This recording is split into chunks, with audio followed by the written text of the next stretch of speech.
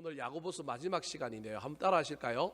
거룩한 라이프 스타일. 거룩한 라이프 스타일. 오늘은 음력절기로는 소만입니다. 소만이라고 하는 절기는 무슨 절기냐 하면 만물이 여름으로 들어가서 소생하기 쉬운 날, 그런 날이 소만이고요. 소만 다음이 무슨 날이 오느냐 하면 망종이라고 하는 절기가 옵니다. 망종은 보통 6월 6일 전후로 또는 그날, 앞날, 뒷날, 음력이 아무리 바뀌어도 그렇게 되어 있습니다. 그래서 망종은 씨를 뿌리기 좋은 날, 그래서 모내기 하기 좋은 날이에요. 그러니까 소만이 모짜리 하는 날이라고 보면, 그 다음에 망종은 뭐 하는 날이냐 하면 모내기를 하는 날이라고 보면 됩니다. 농사 짓기 좋은 때다, 그런 말입니다. 왜 갑자기 음력절기를 이야기하느냐 하면, 신기하게도 모짜리 하는 날인 소만에 오늘이 5월 며칠이에요? 21일이 무슨 날이에요? 잘 몰라요? 부부의 날이에요. 둘이 하나 되어 하나 된다 그래서 부부의 날인 거예요. 그래서 이게 모짜리 하는 날과 부부의 날, 이 부부가 모짜리 즉 자식들을 잘 키우고 또 잘 분가시켜 모내기 해야 되는 그런 사명을 가진 날이 어떻게 이 소만이라고 하는 음력절기하고 딱 맞아듣는가, 그런 생각을 저는 오늘 하루 종일 묵상하면서, 목사가 쉴 데 없는 생각을 많이 하죠. 하면서 부부된 우리가 서로 잘 지내고 함께 화목함으로 말미암아 자식들이 우리 가정에서 잘 자라는 소만을 지나서 또 자식들이 분가하여 자기들이 독립하는 망종에 이르는 그러한 놀라운 영적인 절기가 우리 가운데도 일어났으면 좋겠다, 그런 생각을 한번 해보게 됩니다. 자, 그러려면 우리가 좋은 부모가 되고 좋은 부부가 되고 또 우리 자녀들을 잘 키우려면 저와 여러분이 거룩한 라이프 스타일을 가져야 됩니다. 그 거룩한 라이프 스타일이 오늘 본문은 기도입니다. 정답을 제가 미리 얘기하고 시작합니다. 라이프 스타일이라고 하는 말은 본래 사회학의 용어로서 인생관, 생활 태도까지 포함한 넓은 의미로 각자에게 주어진 문화와 경제적인 조건 하에서 나타나는 생활 및 행동의 양태를 라이프 스타일, 그렇게 말합니다. 유대인들은 세계 어느 곳에 흩어져 살아도 민족 정신을 공유하기 위하여 10명 이상 모이면 해당을 만들고 성경을 읽고 하나님을 경배하는 신앙에 몰두했을 뿐만 아니라 열심히 돈 벌고 경제활동에도 귀신같이 일했지만 그들이 제일 잘하는 것은 무엇이냐 하면 자녀들을 교육하는 데 최고였습니다. 그래서 지금 현대에도 온 세계의 교육기관이라고 하는 모든 기관은 또 교육의 중요한 개념 중에 하나는 전부 유대인들에게 배우고자 하는 열망들이 많이 있습니다. 어떻게 하면 유대인의 교육을 배울 건가? 유대인의 교육을 어떻게 하면 공교육에 도입할 건가? 교회에서도 어떻게 하면 유대인의 교육을 받아서 부모가 가지고 있는 신앙을 자식에게도 전달하고, 세대가 시간이 막 지나간데도 불구하고 여전히 그 공동체는 튼튼하고 예전부터 내려오는 가치를 잘 붙들고 있을 뿐만 아니라 현대적인 가치를 또 잘 받아들여서 어떻게 저렇게 잘 갈 수 있을까? 지금도 저 이스라엘이 지금 가자 지구하고 지금 싸움하잖아요. 로켓 막 쏘는데, 그죠? 아이언돔이라고 하는 자기 방어 시스템이 있어갖고 우리 만화 영화에 보면 보호막 올라온 것처럼 전부 다 터뜨려 버리잖아요. 한 두서너 개밖에 자기 땅에 안 떨어지잖아요. 우리나라도 저걸 도입해야 될 것 같아요, 제가 보기엔. 그리고 자기들이 받은 로켓 숫자에 50배, 100배를 돌려주는 거예요. 그래서 지금 아직 못 돌려줘가지고 지금 가자지구에 계속해서 뭘 하고 있는 거예요? 폭격을 하고 있는 거예요.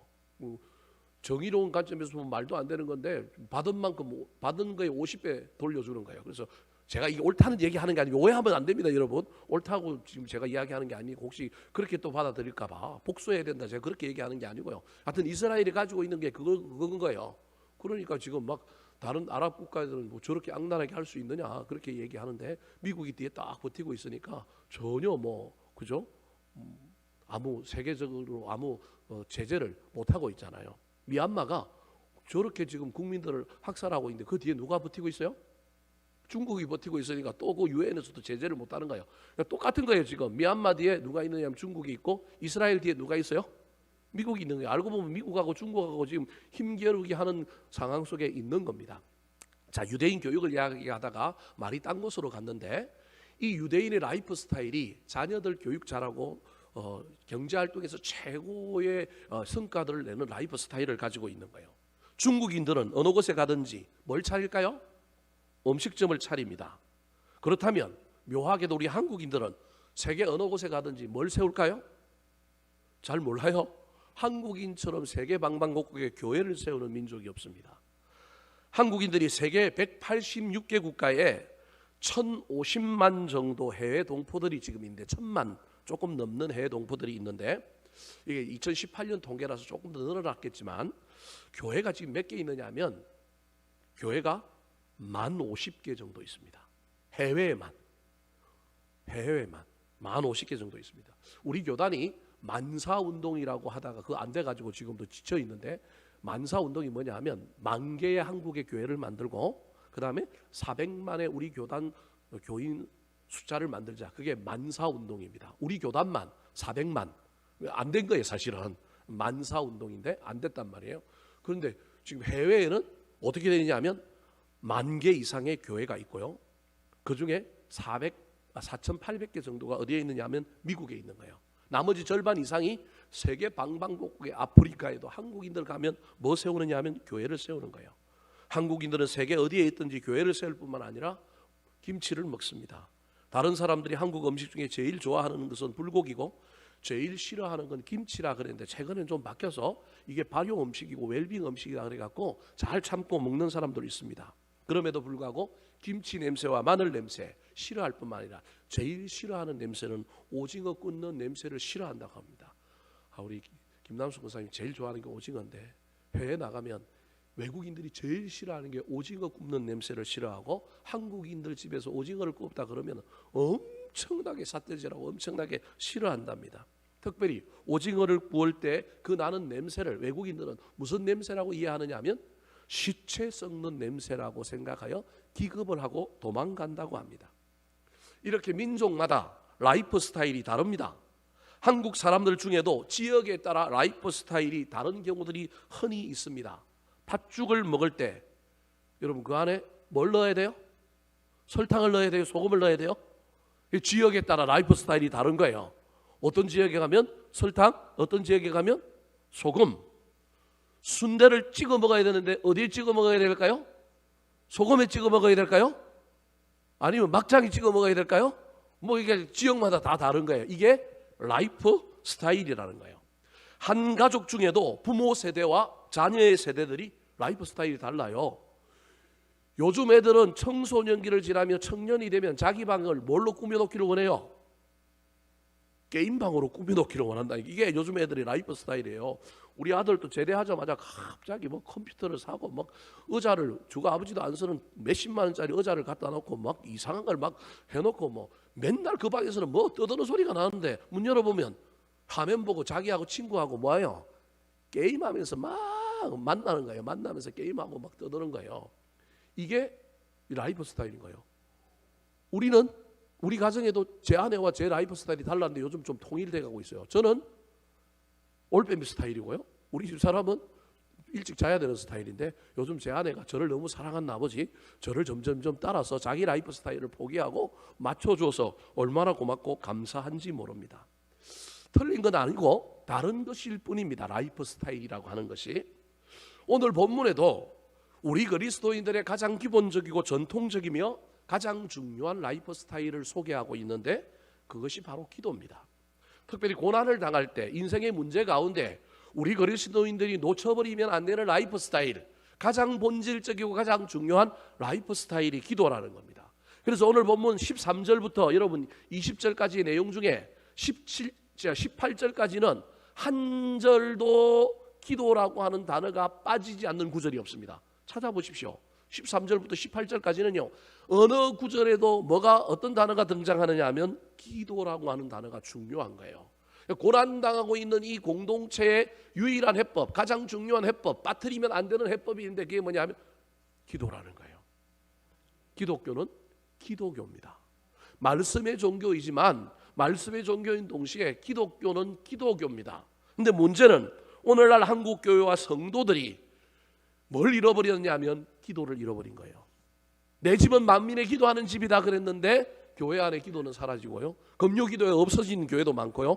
새벽기도가 8일을 날리고 목사님과 사모님 둘이 앉아서 예배드리는 교회들이 많고요. 그것도 요즘 젊은 목사들이 교회 개척하면 새벽기도 할까요? 안 할까요? 안 하는 거예요. 이유가 있어요, 여러분. 거기에 수많은 에너지를 쓰고 매일매일 쓰는데 거기 너무 지쳐버리는 거예요. 그러니 효율적인 측면에서 보면 차라리 없애고 그 시간에 준비하면 주일 목회 더 잘할 수 있을 것이다. 그 믿음 가지고 그들이 이제 그렇게 하는데 제가 보기엔 저는 아닌 것 같아요. 그러면 그 시간에 좀 더 생산적이고 또 좋은 일을 하면 좋은데 그 시간에 깨어 있을까요? 좋을까요? 물론 한국의 목회자들처럼 설교를 많이 준비하는 목회자들이 없습니다. 여러분 이게 설교의 홍수예요. 여러분만 해도 제 설교를 얼마나 많이 들어요. 근데 여러분 안 지겨워하고 그래도 잘 들어주셔서 저는 얼마나 감사한지 몰라요. 어떤 교회는 사모가 자기 남편 설교 듣기 싫어가지고 얼마나 힘들어하는지 몰라요. 그래서 어느 교회를 가요? 딴 교회 간다니까 주일을 빼고. 여러분 별의별 일이 다 있어요. 설교의 홍수거든요. 설교의 홍수인데 들을 만한 설교, 물론 이렇게 표현하면 좀 이상하지만 들을 만한 설교가 있으면 좋은데, 여러분 목사 입장에서도 여러분 신방도 가야 되고 뭐도 해야 되고 그러면 일주일에 설교요 최소 10편을 만들어야 된단 말이에요. 저만 해도 10편을 만들거든요. 최소 10편을 만들어야 되는데 여러분 한 편 만드는데 그거 그냥 한두 시간 만에 될까요? 쉽지 않습니다. 보통 아무리 못해도 6시간 7시간 걸려요. 저같이 새벽기도도 똑같은 스타일로 설교를 하면 새벽기도 만드는데도 그만큼 공이 들어요. 그거의 유혹이 저도 얼마나 있는지 모릅니다. 그냥 성경 한 장 읽고 그냥 묵상하고 기도합시다 이러면 저도 얼마나 좋아요. 새벽에 대한 부담이 없잖아요. 근데 그걸 그렇게 하는 순간에 저도 발전이 안 되고 거룩함도 사라지고 신실함도 사라질 것 같아서, 제가 아직 옛날 사람이라서 그런지 모르겠지만 전 요즘 젊은 사람들처럼 그렇게 목회를 못 하겠는 거예요. 저도 하면 얼마나 편하겠어요. 그런데 그게 안 되는 거예요. 그래서 한국 교회 안에 금요 기도에 사라진 교회들이 많고요. 어디다 합쳐버리냐면 수요 예배에 뒤에다가 합쳐갖고 그냥 한 15분 예배 끝나고 뭐 하고 가요? 기도하고 가는 거예요. 새벽에도 여러분 새벽 기도 길게 안 하고 짧게 하고요. 짧게 해주면 기도를 교인들이 길게 하겠지만 소수의 훈련되고 기도를 아주 잘 하시고 능숙하신 분들을 제외하고는 여러분 예배 시간이 짧거나 기나 예배 시간 끝나고 자기 기도하고 가는 시간은 딱 정해져 있는 거예요. 그러다 보니까 기도가 점점점 사라지는 거예요. 예전에는 주중에도 교회를 들고 나면서 뭐 했느냐 하면 기도했단 말이에요. 근데 오늘날 한국 교회 안에 기도가 사라져 버렸습니다. 그래서 한국 교회의 모든 문제는 기도의 부재와 기도의 고갈 때문입니다. 다시금 이 기도라고 하는 거룩한 라이프 스타일을 우리가 회복해야 합니다.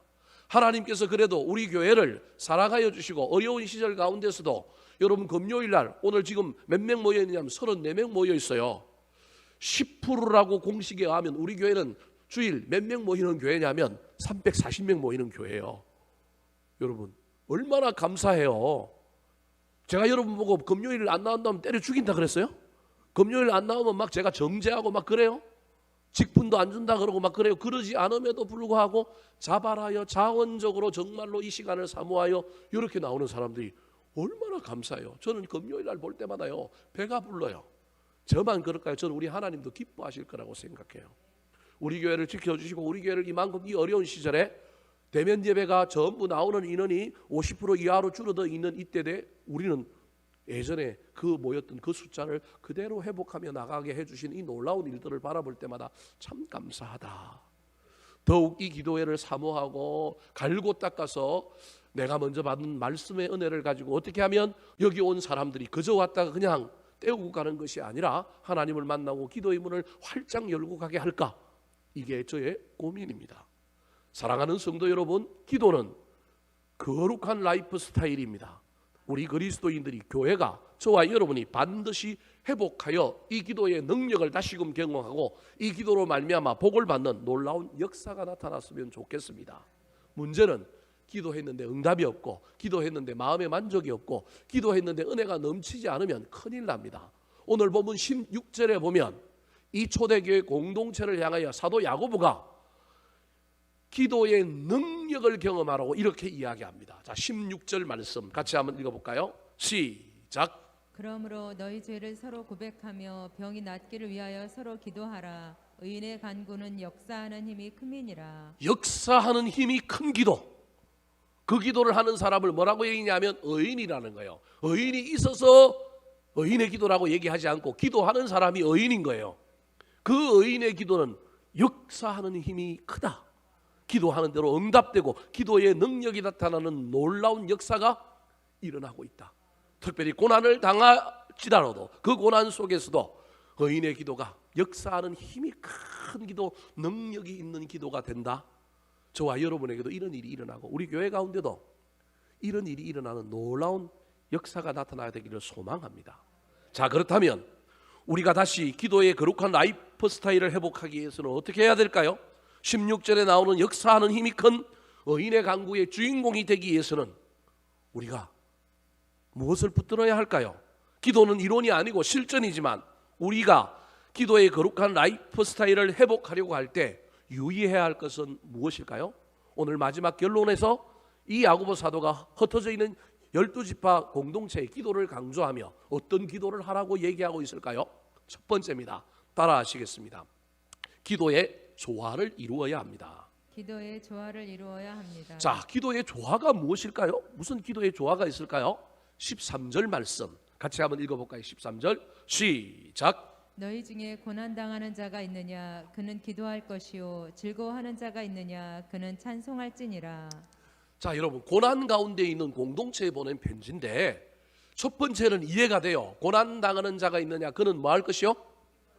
기도할 것이요. 이건 이해가 돼요. 물론 고난당하고 있으면서도 기도 안 하는 사람들이 있어서 얼마나 안타까운지 모르겠어요. 여러분 문제가 있고 해결되지 않는 여러 가지 사건들이 우리 가운데 있다면 여러분 당연히 뭐 해야 될까요? 기도해야죠. 동문서주 뛰어다니기도 하고 우리 힘을 동원하기도 하지만 여러분 잊어버리면 안 되는 거룩한 우리 그리스도인들의 라이프 스타일이 고난당하면 문제 있으면 아프면 여러분 뭔가 이루어져야 될 일이 있으면 뭐 해야 된다고요? 기도해야 돼요. 근데 이 고난당하는 공동체를 향하여 두 번째는 이해가 좀 안 되는 거예요. 즐거워하는 자가 있느냐 그는 뭐 할지니라? 아니 저거는 이해가 안 돼요. 왜 저걸 붙여놨을까요? 여러분 히브리 문학 즉 성경에 기록되어 있는 유대인들의 어떤 성경은 한 절을 절반으로 자르는 거예요.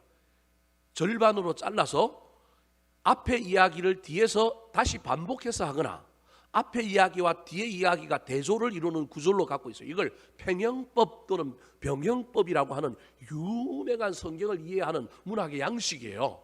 그러니까 저게 앞에 나오는 이야기와 뒤에 나오는 이야기가 정반대됨으로 앞에 이야기를 강조하는 측면이 있는가 하면 또 다른 의미로는 앞에 이야기와 뒤에 이야기가 같은 이야기라고 하는 이야기가 숨어 있는 거예요. 여러분 저 이야기는 무엇을 얘기하느냐 하면 고난당할 때 기도하는 것 당연한 것이지만 여러분 언제도 기도해야 되느냐 하면 하나님께서 우리에게 응답을 주시고 우리 가운데 성공이 일어나고 승리가 나타날 때도 뭐 해야 된다고요? 그러니까 고난당할 때만 기도하는 것이 아니라 평안할 때도 뭐 해야 된다고요? 기도해야 된다라는 거예요. 저기 즐거워하는 자라고 하는 말은 하나님께서 우리에게 기도의 응답을 주시고 성공이 일어나고 저와 여러분의 삶에 복을 받아서 즐거워하는 자예요. 근데 그 자는 그런 사람은 즐거워하고 그냥 그걸 받은 복을 가지고 내 마음대로 사는 것이 아니라 하나님께서 복을 주시고 기도의 응답을 주셨을 때 그가 해야 할 일이 뭐라고요? 찬송하는 거예요. 여러분 기도와 찬송은 다른 말이 아니고 같은 말입니다. 곡조 있는 기도가 뭐예요? 찬송이라니까요. 기도와 찬송은 같은 말이에요. 저기 즐거워하는 자가 있느냐 그는 찬송할지니라. 그 말은 네가 복을 받았느냐? 하나님께 감사함으로 찬송해라. 감사의 찬송을 드리라는 거예요. 감사의 기도를 드리라는 거예요. 그러므로 저와 여러분은 고난 당할 때만 기도하는 사람이 아니라 하나님께 은혜를 받고 복을 받을 때도 하나님께 뭐 하는 사람이에요? 기도하는 사람이에요. 여러분 이걸 잊어버리면 저와 여러분 맨날 어려울 때만 하나님께 손 내미는 이상한 하나님의 자녀가 되는 거예요. 그래서 저와 여러분이 끊임없이 반복하여 고난이 일어나는 이유는 어쩌면 고난의 때만 기도하고 있을지도 모릅니다. 물론 고난의 때에 기도하지 않는 사람에게는 고난의 때 기도하라고 얘기해야 되고 고난의 때 기도하는 사람은 여러분 한 단계 더 성숙하고 성장하여 언제도 기도해야 될까요? 즐거울 때, 하나님께 나한테 복을 주실 때, 사업이, 일이, 자녀들이 술술술 풀려갈 때도 하나님 감사합니다. 하나님 고맙습니다. 저거 잘못되지 않게 해주시고 계속하여 롱런할 수 있도록 하나님 도와주십시오. 복 내려주신, 은혜 내려주신 우리 주님께 감사합니다. 주를 높입니다. 주님께 영광을 돌립니다. 이 감사 기도를 해야 된다는 거예요. 근데 오늘 본문에 나온 저 13절은 그런 의미도 있지만 고난 당하는 자도 고난 가운데 그 고난의 문제를 해결해 달라고 하나님께 기도해야 되지만 아무리 고난 당하는 자라 할지라도 그 고난 중에도 뭐가 있다고요? 감사거리가 있다라는 거예요. 내려주신 복이 있다라는 거예요.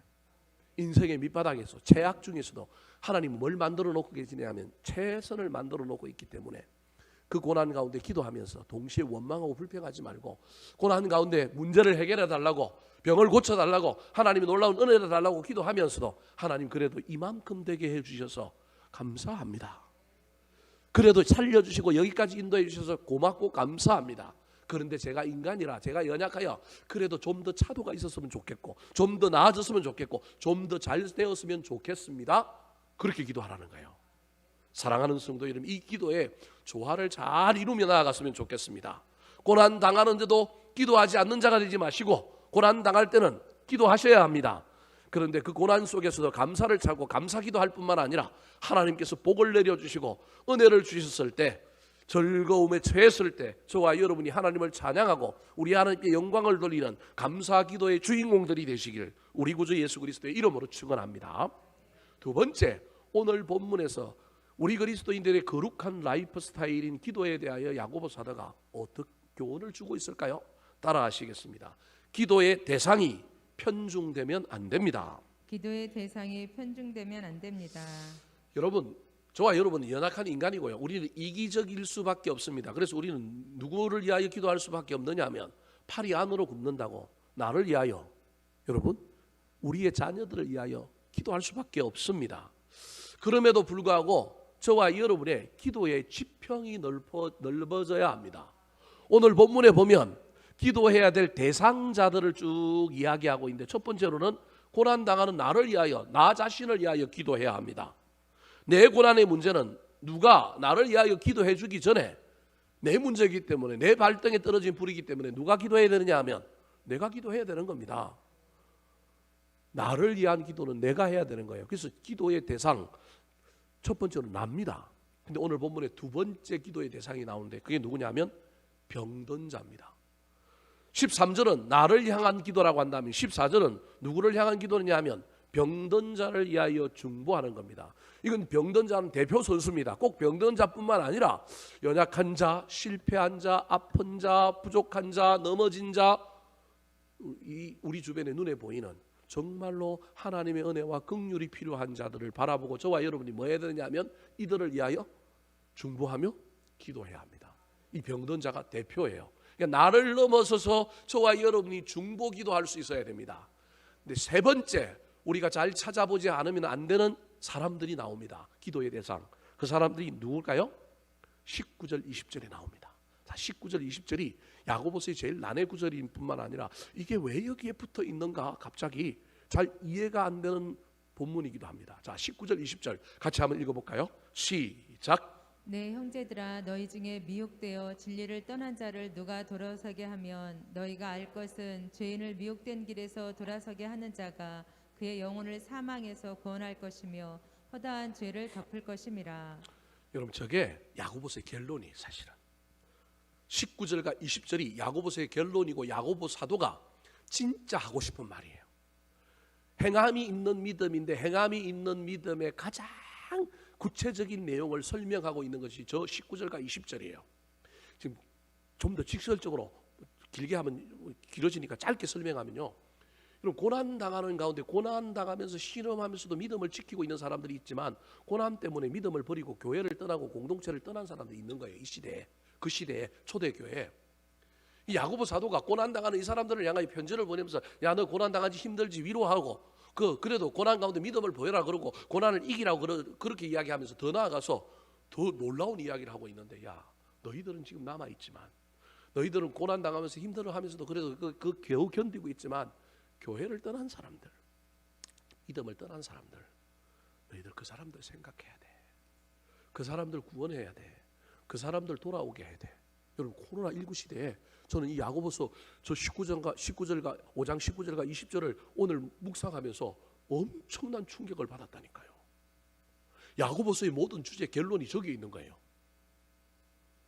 위로도 하고 격려도 하고 고난도 이기라고 막 하지만 야고보 사도가 이 12지파 흩어진 공동체에 궁극적으로 얘기하고 있는 것이 뭐냐면요, 믿음 저버린 자 떠난 자들을 너희들이 돌아오게 해야 되지 않겠느냐, 그들을 위하여 뭐 해야 되지 않겠느냐, 기도해야 되지 않겠느냐. 내 눈에 교회 공동체 안에 있는 연약한 자들, 넘어진 자들, 아픈 자들, 그들을 위하여도 중보 기도해야 되지만 공동체를 떠나버린 자들, 믿음에서 탈락한 자들, 그것을 19절에는 뭐라고 얘기하냐면 내 형제들아 너희 중에 미혹되어 진리를 떠난 자들을 너희들이 생각해야 되지 않겠느냐, 너희들이 그거를 돌아서게 해야 되지 않겠느냐. 그러면서 20절에 이 공동체를 향하여 궁극적으로 야고보 사도가 너희가 알 것은 죄인을 미혹된 길에서 돌아서게 하는 자, 저게 이 초대교회 공동체 사람들을 향하여 야고보 사도가 마지막 결론으로 얘기하고 싶은 거예요. 저와 여러분이 미혹된 길에서 돌아서게 하는 자의 사명이 있다라는 거예요. 부담스럽죠? 코로나19 내가 이기기도 힘들어 죽겠는데, 내가 이곳에서 살아남고 내가 이걸 이기기도 힘드는데, 이 시기에 교회를 떠나서 살아버린 자, 온라인 예배를 드리는지 드리지 않는지도 모르겠는 사람, 우리가 그 사람들을 위하여 뭐 해야 된다고요? 기도해야 된다는 거예요. 그러면 그의 영혼을 사망에서 뭐 할 것이며? 구원할 것이며, 우리의 기도를 통하여 하나님께서 구원해 줄 것이며 허다한 죄를 덮을 것이다. 사랑하는 성도 여러분, 나를 위하여 기도하시기 바랍니다. 그 다음에 교회 안에, 공동체 안에, 우리 가족 안에 있는 연약한 자들을 위하여, 대표자인 병든 자를 위하여 기도하시기 바랍니다. 그런데 미혹되어 진리를 떠나는 자를 위하여 기도함으로 그들을 돌아오게 하는 자의 사명을 감당하는 저와 여러분 되기를 우리 구주 예수 그리스도의 이름으로 축원합니다. 마지막으로, 오늘 일찍 끝날 것 같죠? 아니에요. 마지막이 제일 길어서 빨리 가는 거예요. 자, 마지막으로 여러분, 오늘 본문에 저와 여러분이 거룩한 라이프 스타일인 기도를 다시금 회복하고 이 기도의 능력을 잊기 위해서는 어떻게 해야 될까요? 따라 하시겠습니다. 역사하는 힘이 큰 기도를 해야 합니다. 역사하는 힘이 큰 기도를 해야 합니다. 아까 제가 서두에 얘기했잖아요. 오늘 본문의 가장 중요한 단어가 의인의 간구는 역사하는 힘이 큼이라. 우리가 그리스도인들의 거룩한 라이프 스타일인 기도를 회복해야 되는데, 그냥 기도를 회복해서 기도만 하고 있는 것이 아니라 이양하는 기도라고 하면 그 기도는 역사하는 힘이 큰 기도가 되어야 되지 않겠습니까? 능력 있는 기도가 되어야 되지 않겠습니까? 그래서 그 기도가 응답받는 기도가 되면 얼마나 좋겠습니까? 그렇다면 의인의 간구, 역사하는 힘이 큰 능력 있는 기도가 되기 위해서는 어떻게 해야 될까요? 역사하는 힘이 큰 기도 첫 번째입니다. 따라 하시겠습니다. 합심으로 기도해야 합니다. 자, 14절 말씀, 역사하는 기도, 역사하는 힘이 큰 기도는 혼자도 기도해야 되지만 여러분 합심으로 기도할 때 능력이 나타난답니다. 14절 말씀 같이 한번 읽어볼까요? 시작. 너희 중에 병든 자가 있느냐? 그는 교회의 장로들을 청할 것이요 그들은 주의 이름으로 기름을 바르며 그를 위하여 기도할지니라. 자, 저기 보니까 교회의 장로들을 청할 것이다라고 할 때 저 장로는 오늘날 우리 개신교회 장로님들을 얘기하는 것이 아니라 초대교회 목회자들을 얘기하는 겁니다. 교회의 지도자들의 대표가 장로라고 보면 됩니다. 혼자서 기도하는 것보다 특별히 교회에 영적인 지도자들을 불러서 함께 기도하고요, 그 지도자들에게 내가 기도하는 걸 알려줘서 중보 기도해달라고 기도하는 것, 그게 의인의 기도요, 역사하는 힘이 큰 기도가 될 수 있다는 겁니다. 현대는 내 삶을, 내 사생활이 드러나고 남에게 드러나고 막 까발려지는 걸 원하지 않기 때문에 가능하면 내 기도는 누구만 하려고 그래요? 나만 하려고 그럽니다. 이게 문제예요, 여러분. 그렇다고 동네방네 떠들어라는 얘기가 아니지만, 여러분 어려운 시절이지만 그럼에도 불구하고 여러분 중요한 사람들에게 여러분 기도를 부탁하시기 바랍니다. 제가 금요일날 혹시 신명을 부르고 기도하면요, 여러분 그 기도를 기도하라고 하는 것이지 그걸 소문내라고 하는 게 아닌데, 혹시 소문을 내면요 제가 그걸 또 이 쓰리 쿠션이라고 저한테 들어오면 제가 고민이 많이 됩니다. 이 기도를 어떻게 해야 될까? 그래서 그것 때문에 또 상처받는 분들이 간혹 있어요. 그래서 또 여러분 참 기도 제목을 말하고 함께 기도하는 것이 얼마나 교회 안에서도 이게 힘든 일인가. 정말로 순수하는 마음으로, 정말로 염려하는 마음으로, 정말로 성경에 나와 있는 것처럼 함께 기도하면 뭐 될까 봐? 응답될까 봐 그런 마음으로 기도하는데 여러분 이게 또 시험 드는 사람들이 있는 거예요. 여러분, 그럼에도 불구하고 시험 드는 게 중요한 게 아니라 지가 아무리 시험 들더라도 기도함으로 응답되는 게 더 중요하지 않겠습니까? 그래서 개의치 않고 해야 되겠다. 저는 그런 생각을 가지고 있습니다. 조심해서 기도 제목을 내고 그 기도할 때 우리가 잘 또 하나님께 기도하는 그것으로만 끝나야 된다는 걸 기억하실 때 가능하면 여러분, 저와 여러분이 합심하여 기도할 수 있도록 목회자인 저에게 요청하시고 또 신실한 사람들에게 기도를 부탁하셔서 홀로 기도와 사투하고 홀로 기도함으로 힘겨운 기도하지 마시고 합심함으로 기도가 응답되는 놀라운 역사가 있었으면 좋겠습니다. 14절 화면을 다시 한번 보여주시겠어요? 근데 저 화면에 보면 장로들을 청하여 기도하라고 할 뿐만 아니라 또 뭐라고 얘기하고 있냐면 주의 이름으로 뭘 바르며 기도하라고요? 기름을 바르며 기도하라는 거예요. 저게 초대교회에 있었던 도유기도입니다. 도유기도. 이걸 천주교에서는 지금도 합니다. 그래서 여러분 뭐 TV 같은 데 보면 혹시 테마와 관련되어 있는 그런 프로그램들 보면 뭘 바르죠? 이런 게 이제 천주교가 가지고 있는 초대교회와 관련되어 있는 거고, 지금도 천주교에서는 기도할 때 사제들이 기도할 때 이마에 기름을 발라줍니다. 감람유를 발라주기도 하고 이런 것들을 합니다. 저게 초대교회부터 나온 전통인 거예요. 근데 이제 저게 미신은 아닙니다. 꼭 그 기름에 여러분 그 기름에 어떤 능력이 있다 이렇게 생각하면 안 됩니다. 그럼 꼭 기름 바르고 기도해야 되느냐 오늘날 그런 건 아니지만 저 얘기를 제가 지금 여러분에게 왜 하는지를 지금부터 설명하려고 그러는 거예요. 도유기도 기름을 바르고 하는 기도가 있었는데 여러분 이 초대교회 때 기름은 오늘날로 치면 뭐예요? 의약품입니다. 약품이라고 약품. 그러니까 기도할 때 그냥 기도만 하지 말고 뭐 먹고 기도하라고요? 약도 먹고 기도하라는 얘기예요. 저 말이. 세브란스 연세대 교수 가운데 이만홍 교수님이라고 하시는 분이 쓴 책 중에 아스피린과 기도라고 하는 책이 있습니다. 이분이 신실한 기독교인 의사인데 자기가 그리스도인들을 만나보면 그리스도인들 중에 한쪽으로 치우쳐가지고 병을 키워오시는 분들이 있는 거예요. 뭐만 하다가 온 거예요? 기도만 하다 온 거예요. 기도만 하다 온 거예요. 근데 안 믿는 사람들은 뭐만 자꾸 달라 그래요? 약만 달라고 그러는 거예요. 그래서 이분이 의사로서 환자들을 치료하는 가운데 자기의 경험을 가지고 쓴 책이 아스피린과 기도예요. 내용이 뭐냐 하면 아스피린을 먹어야 합니까? 기도를 해야 합니까? 라고 묻는 한쪽으로 좀 치우쳐 있는 기독교인에게 이 교수님이 대답한 내용이 어떻게 기도해야 된다고요?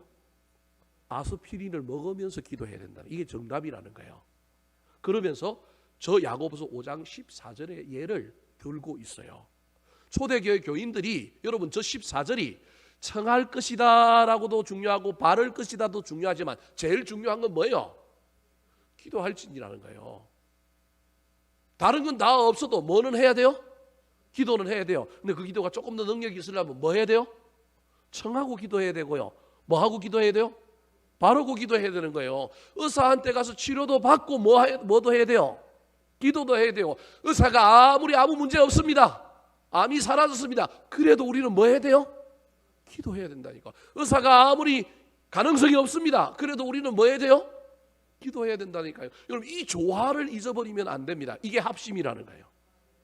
이게 합심이라는 거예요. 여러분 사람을 부르는 합심도 있지만 저와 여러분이 하나님이 우리에게 모든 걸 주셨다니까 어술도 주시고 여러분 우리에게 하나님이 다 허락하신 거라는 거예요. 근데 이 허락하신 것을 믿음이 없는 것으로 이해하면 안 된다라는 거예요. 중요한 건 이 두 개를 조화를 잘 이어서 약도 먹고 아스피린도 먹고 기도하는 거예요. 기도하면서 아스피린을 먹는 겁니다. 저게 초대교회가 가지고 있었던 도유기도 기름을 바르며 그를 위하여 뭐 할지니라?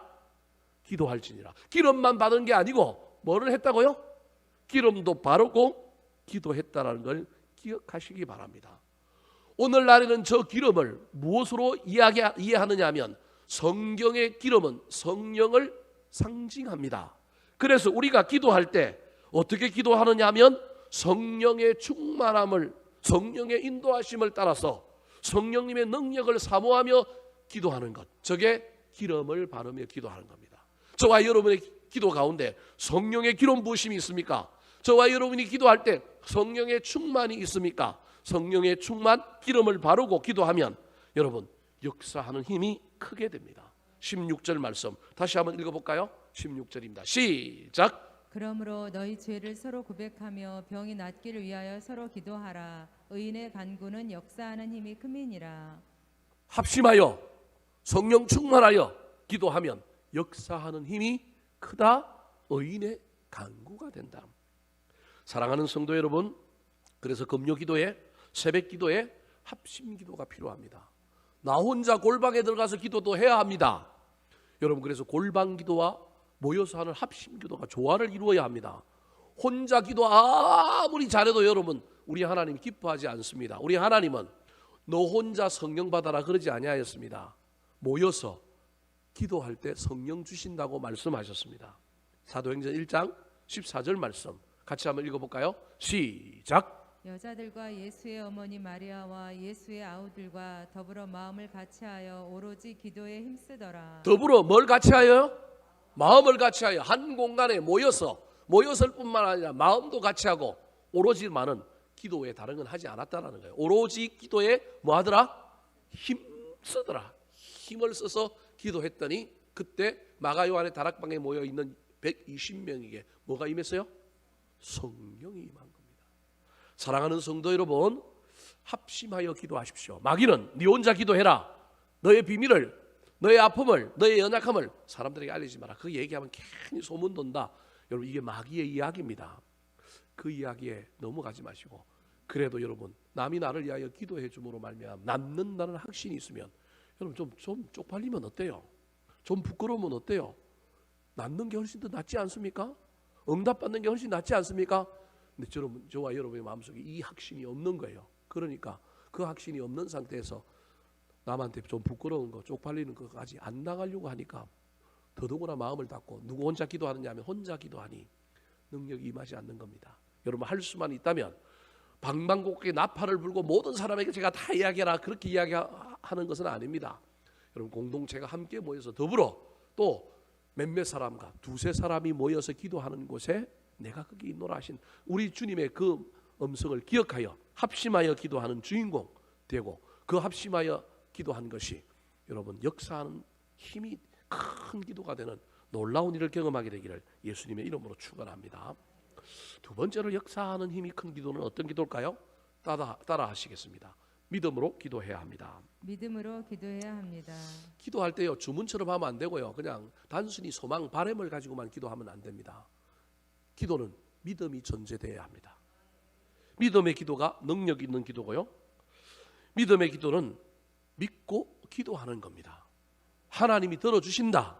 기도하면 들어주신다.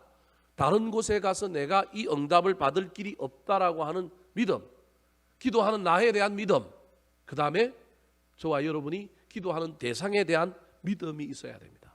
하나님을 믿는 믿음, 하나님이 나를 사랑하시는 믿음, 그리고 하나님께서 적절한 때에 적절한 방법으로 주실 것이라고 하는 그 믿음을 가지고 기도하면 우리 주님께서 역사하십니다.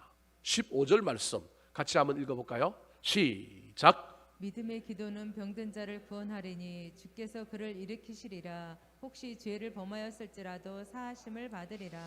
그냥 기도라고 말하지 않고 무슨 기도라고 얘기하고 있어요? 믿음의 기도인가요?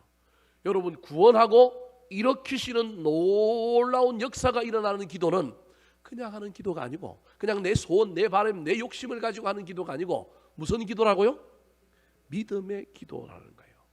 히브리서 11장의 정의의 암은 믿음은 바라는 것들의 실상이라고 그랬습니다. 그러므로 기도할 때는 저와 여러분이 하나님이 주실 줄 믿고 받은 줄 믿고 기도해야 합니다. 마태복음 21장 22절 말씀 시작. 너희가 기도할 때에 무엇이든지 믿고 구하는 것은 다 받으리라 하시니라. 믿고 구하는 것은 다 받으리라. 그 믿음 가지고 기도하면 우리의 기도가 능력 있는 기도, 역사하는 힘이 큰 기도가 되는 것입니다. 제가 늘 설교 시간에 들은 예화 중에 하나가 있죠. 어느 부흥사가 어느 교회 가서 열심히 말씀을 전하는데 헌금 봉투에 기도 제목이 올라왔는데 보니까 기도 제목이 신기한 기도 제목이 있는 거예요.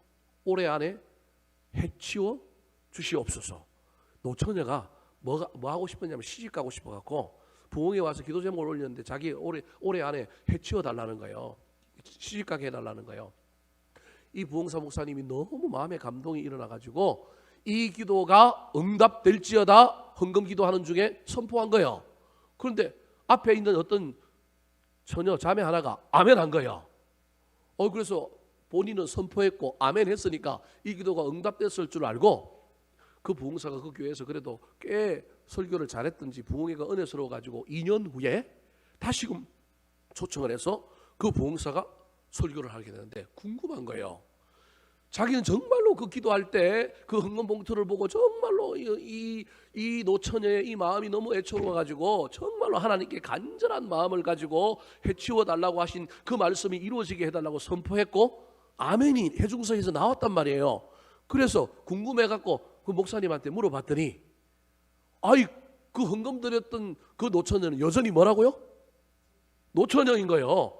아니 그러면 내가 분명히 기도할 때 아멘 했는데 무슨 일이야 그랬더니 헌금 드린 사람 따로 있고 뭐한 사람 따로 있어요? 아멘한 사람 따로 있다라는 거예요. 그래서 누구는 시집을 갔다고요? 네, 아멘한 사람은 시집 갔습니다. 여러분 아멘 하시기 바랍니다. 그래서 아무리 물질을 드린다고 되는 게 아니고요. 여러분 드리고 받을 줄 믿는 것 그게 아멘이잖아요. 저와 여러분에게 이 믿음 가지고 믿음으로 기도했으면 좋겠습니다. 합심해서 기도하고 믿음으로 기도합시다. 세 번째, 역사하는 힘이 큰 기도는 어떤 기도일까요? 따라하시겠습니다. 회개함으로 기도해야 합니다. 회개함으로 기도해야 합니다. 죄는 응답을 가로막습니다.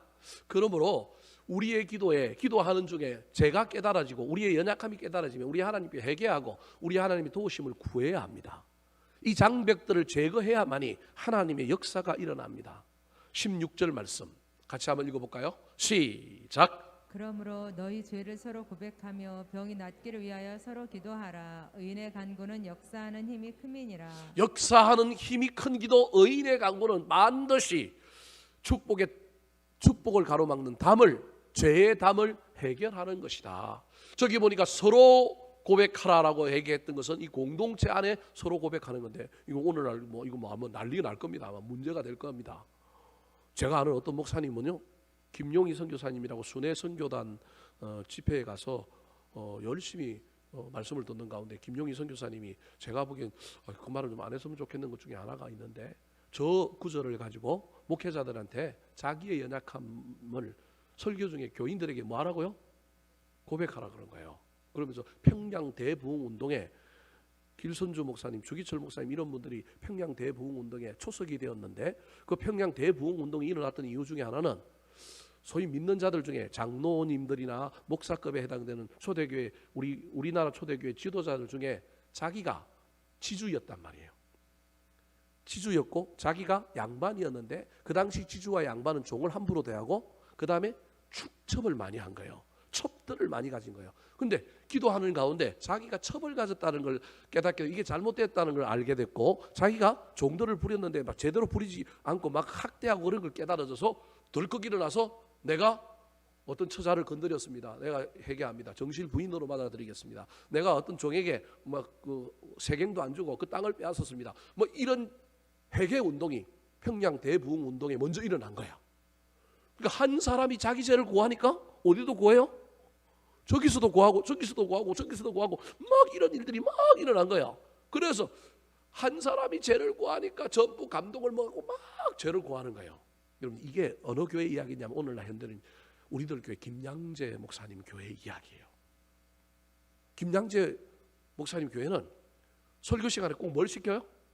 간증을 시키는 거예요. 이혼한 이야기, 자기가 남편에게 두드려 맞은 이야기, 자기 자식이 자기를 학대한 이야기, 소위 말하면 들으면 안 되고 드러나면 안 되는 일들이 간증에 다 터져 나오는 거예요. 난리가 날 거예요. 아마 우리 교회에서 그래서 아마 난리 날 거예요. 손가락질하고 막 그럴 거예요. 근데 그 교회는 그게 훈련이 되어 있는 거예요. 자기가 하나님의 말씀을 받고 은혜 받음으로 말미암아 죄를 직면하고 죄의 문제를 해결함으로 말미암아 죄에서 자유하게 되니까 그걸 공개적인 많은 사람들 앞에서도 내 연약함, 나의 불편함들을 드러내고 내가 은혜 받아서 내가 이렇게 새롭게 되었습니다. 나를 학대하는 그 남편을 나를 두드려 패는 폭력을 행하는 그 남편을 내가 사랑하기로 했습니다. 그리고 얼마 후 되면 그 남편이 어디 와 있어요? 교회 와 있는 거예요, 여러분. 이런 일들이 막 교회 안에 일어나니까 오늘날 김양재 교회 목사님 교회가 자꾸 부흥하는 거예요. 우리 교회도 그거 한번 해볼까요? 자신 있어요? 골치 아플 겁니다, 여러분. 초대교회에 성령 충만함으로 말미암아 이런 일이 일어난 거예요. 제가 지금 무슨 얘기를 하느냐면 저게 불가능하다는 얘기는 아닌데 저게 되려면 반드시 성령 충만하고 공동체가 성숙해야 합니다. 오늘 한국교회 문제는요, 오픈하지 않는 거예요. 드러나지 않는 거예요. 드러내지 않기 때문에 문제가 생기는 거예요. 그래서 제가 아는 목사님 중에 하나는 자기 목회가 안 돼갖고 자기가 어느 날 너무너무 힘들어갖고 뭘 한 병 깠어요? 쇠주를 한 병 까버린 거예요. 슈퍼에서 살짝 사갖고 쇠주를 한 병 까버린 거예요. 목사인 저는 이해가 돼요. 얼마나 목회가 안 되면 그랬겠느냐, 이해가 돼요. 근데 그게 그 김용희 선교사님 그 집회에 가가지고 은혜를 받고 와갖고 그 선교사님이 자기 죄가 있으면 고백해야 되고 제 문제가 공동체에 다 해결돼야 된다. 그래야만이 공동체가 부흥하고 교회가 부흥한다. 그러니까 주일날 오전 설교 때 목사님이 자기 소주 한 병 깐 이야기를 해버린 거예요. 그걸 공동체가 준비가 안 돼 있으니까 받아들였을까요? 아니면 어떻게 됐을까요? 난리가 났어요, 여러분. 그것도 잘 설명을 했어야 되는데 난리가 나버렸어요. 그래서 교회가 풍비박산 나고 교인들이 도망가고요. 지금 제가 무슨 얘기를 하는지 좀 잘 이해하셔야 됩니다. 저게 이론이고 저건 안 된다 제가 그렇게 얘기하는 게 아니라 여러분 저거 해야 됩니다. 근데 저거 하기 전에 여러분 먼저 우리가 개인적으로 하나님 앞에 나아가서 내 죄를 고백하고 죄 사함을 받는 은혜의 경험이 먼저 있어야 돼요. 이게 없는데 어떻게 공동체 안에 서로 죄를 고백하겠어요? 공동체 안에 이 수준이 안 되는데, 이게 아직 훈련이 안 되고 이런 성령의 충만함이 없는데 그 단계를 거치지 않고 서로 고백한다? 안 되는 거예요. 그러면 제일 먼저 해야 될 일이 뭐냐면 우리가 남한테 내 죄는 고백하지 못하더라도 누구한테는 해야 될까요? 하나님한테 고백하는 이 일들을 통하여 하나님의 은혜가 역사하는 힘이 큰 능력으로 우리에게 나타나도록 저와 여러분이 도전해야 합니다. 기억하시기 바랍니다. 오늘날 한국 사회에서 특별히 강남권을 비롯한 웬만한 점잖은 교회에서 죄 문제 얘기하고 이런 설교하면 골치 아픕니다. 그런데 부흥하는 교회는, 여러분 능력이 있는 교회는 죄 문제가 해결되고 죄 문제가 다루어지는 교회라고 하는 사실을 잘 기억하셔서 우리 교회 수준이 아직 공동체 안에서 서로 우리의 연약함을 이야기하고 감싸주고 부둥켜 하고 우리가 함께 자유함을 누리는 것 안 된다고 한다면 우리가 우리 스스로 개인적으로 하나님 앞에 나아가 우리의 죄의 문제를 발견하고 깨닫고 기도하는 중에 깨닫고 그것 때문에 우리 주님 앞에 나아가 회개하고 눈물을 흘리며 용서해달라고 우리 주님 앞에 기도할 때 사라지고 깨끗해지고 내 마음이 편해지고 하나님의 놀라운 평강이 넘치는 걸 경험함으로 말미암아 하나님께서 우리의 삶에 큰 기도의 응답에 능력을 부어주시는 것을 경험하는 저와 여러분 되기를 우리 구주 예수 그리스도의 이름으로 축원합니다. 네 번째, 마지막입니다. 역사하는 힘이 큰 기도는 어떤 기도일까요? 따라하시겠습니다. 간절히 기도해야 합니다. 간절히 기도해야 합니다. 오늘 본문에 역사하는 힘이 큰 기도를 몇 가지 이야기하면서 합심으로도 기도해야 되고 믿음으로 기도해야 되고 그 다음에 회개함으로도 기도해야 되지만 특별히 기도는 어떻게 해야 된다고요? 간절해야 된다는 거예요. 간절해야만이 앞에 게 다 되는 거예요. 간절하면 나 혼자 기도하는 게 힘드니까 합심하고 남 보고 기도해달라고 그러고요. 간절하면 없던 믿음이 생기는 거예요. 간절하면 여러분 죄의 문제가 보이는 거예요. 그래서 여러분 기도는요 간절해야 됩니다. 간이 저리도록 기도해야 된다니까요. 오늘 본문에 이 간절한 기도의 모델 한 분을 소개하고 있는데 그 사람이 누구예요? 엘리야입니다. 자 17절 말씀 같이 한번 읽어볼까요? 17절 시작. 엘리야는 우리와 성정이 같은 사람이로되 그가 비가 오지 않기를 간절히 기도한즉 3년 6개월 동안 땅에 비가 오지 아니하고. 우리는 엘리야를 큰 선지자 능력이 많은 사람이라고 이야기하는데 야고보 사도는 엘리야가 우리랑 똑같은 평범한 사람이라는 거예요. 그 말은 무슨 말이냐면 엘리야에게 능력이 있는 게 아니고 능력은 누가 주셨다라는 거예요? 하나님이 주셨다라는 거예요. 근데 엘리야의 능력의 근원이 뭐라는 거예요? 기도라는 거예요. 기도. 여러분 우리는 그냥 엘리야라고 하는 사람이 그냥 능력을 받았다고 생각하는데 능력은 그냥 오지 않고 어디로부터 온다고요? 기도로부터 온다는 거예요. 그걸 이야기하고 있는 거예요. 이게 사도 야고보가 얼마나 정확하게 본 것인지 모릅니다. 우리는 구약에 나오는 위대한 선지자들 보면요 우리 능력의 종이라고 얘기하고 막 그러잖아요. 근데 그 능력의 종이요 그냥 능력이 온 게 아니에요. 어디로부터 왔다고요? 기도로부터 왔는데 어떤 기도라고요? 간절히 기도했다라는 거예요. 여러분 어떻게 간절히 기도했을까요? 열왕기상 18장 42절을 보면 저때 비 오고 비 안 오게 하는 그 기도의 내용 가운데 이 엘리야의 기도의 모습이 나옵니다. 같이 한번 읽어볼까요? 시작. 아합이 먹고 마시러 올라가니라. 엘리야가 갈멜산 꼭대기로 올라가서 땅에 꿇어 엎드려 그의 얼굴을 무릎 사이에 넣고. 땅에 꿇어 엎드렸는데 그 얼굴을 어디에 넣었다고요? 제가 한번 해봤는데 배 나온 저는 안 되고요. 옛날에 제가 날씬했을 때도 해보려고 하니까 안 되더라고요. 그럼 저게 무슨 말일까요?